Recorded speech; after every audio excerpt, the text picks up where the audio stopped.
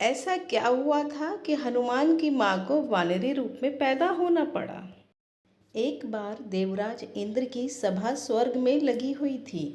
इसमें दुर्वासा ऋषि भी भाग ले रहे थे। जिस समय सभा में विचार विमर्श चल रहा था, उसी समय सभा के मध्य ही पुंजिक स्थली नामक इंद्रलोक की अप्सरा बार बार इधर से उधर आ जा रही थी।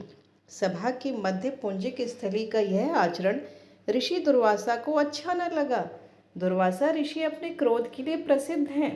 उन्होंने पुंजक स्थली को कई बार टोककर ऐसा करने से मना किया, लेकिन वह अनसुना कर वैसा ही करती रही। तो दुर्वासा ऋषि ने कहा, तुझे देव सभा की मर्यादा का ज्ञान नहीं।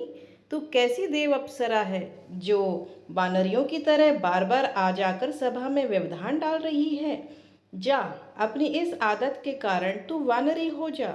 दुर्वासा ऋषि का शाप सुनकर पुंजिक स्थली सन्न रह गई। अपने आचरण का यह परिणाम वह सोच भी नहीं सकती थी, पर अब क्या हो सकता था, भूल हो चुकी थी। उसके कारण वह शापग्रस्त भी हो गई। उसने हाथ जोड़कर अनुनय विनय कर कहा, ऋषिवर, अपनी मूढ़ता के कारण यह भूल मैं अनजाने में करती रही और आपकी वर्जना पर भी ध्यान ना दिया। सभा में व्यवधान डालने का मेरा कोई उद्देश्य न था। कृपया बताइए, अब आपके इस श्राप से मेरा उद्धार कैसे होगा। अप्सरा की विनती सुन ऋषि दुर्वासा पसीजे और बोले, अपनी चंचलता के कारण अगले जन्म में तू वानर जाति के राजा विरज की कन्या के रूप में जन्म लेगी। तू देव सभा की अप्सरा है, अतः तेरे गर्भ से एक महान बलशाली यशस्वी तथा प्रभु भक्त बालक का जन्म होगा। पुंजिक अप्सरा को संतोष हुआ। पुनर्जन्म में वानर राजविरज की कन्या के रूप में उसका जन्म हुआ। उसका नाम अंजना रखा गया।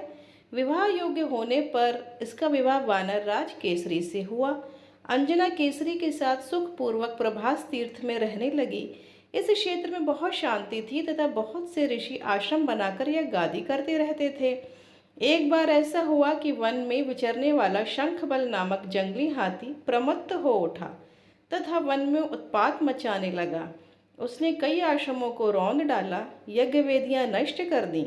उसके भय से भागते हुए अनेक तपस्वी बालक आहत हो गए। कई आश्रम उजड़ गए। कई ऋषि भय के कारण आश्रम छोड़कर चले गए। केसरी को जब शंखबल नामक हाथी के इस उत्पात का पता लगा तो वह आश्रम तथा आश्रम वासियों की रक्षा के लिए तत्काल वहां आए और शंखबल को बड़ी कुशलता से घेर कर उसके दोनों दांतों को पकड़कर उखाड़ दिया। पीड़ा से चिंघाड़ता हुआ वह हाथी वहीं धराशायी हो गया और मर गया। आश्रम की रक्षा के लिए उनके अचानक पहुंचने तथा हाथी को मारकर आश्रम वासियों को निर्भय कर देने वाले केसरी का ऐसा बल देखकर ऋषि मुनि बहुत प्रसन्न हुए और केसरी के पास आकर आशीर्वाद देते हुए कहा, वानर राज केसरी, जिस प्रकार तुमने आज हम सबकी तथा आश्रम की रक्षा की, इसी प्रकार भविष्य में तुम्हारा होने वाला पुत्र पवन जैसे वेग वाला होगा तथा रुद्र जैसा महान बलशाली होगा। तुम्हारे बल तेज के साथ साथ उसमें पवन तथा रुद्र का भी तेज व्याप्त रहेगा। केसरी ने कहा, ऋषिवरों, मैंने तो बिना किसी कामना के प्रमत्त हाथी को, जो किसी भी प्रकार से वश में नहीं आ रहा था, मारकर आपकी इस यज्ञ भूमि को निर्भय किया है। आपका दिया यह स्वतः आशीर्वाद मुझे शिरोधार्य है। केसरी ऋषियों को प्रणाम कर चले गए। समय आने पर अंजना के गर्भ से एक बालक का जन्म हुआ। उसमें अपने बाल्यकाल से ही ऋषियों द्वारा दिए गए आशीर्वाद का तेज झलकने लगा। आश्रमों में वह पवन वेग की तरह जहाँ तहाँ पहुँच जाता। आश्रमों में विघ्न डालने वाले वन्य जीवों तथा दुष्ट व्यक्तियों को अपने अपार बल से खदेड़ देता। अपने इस पराक्रम से वह मदमस्त हो जाता तथा अपने साथियों के साथ वह आश्रमों में क्रीड़ा करने लगता। उसको खेलने से कोई रोकता तो वह उसको भी तंग करने लगता। बालक तो था ही।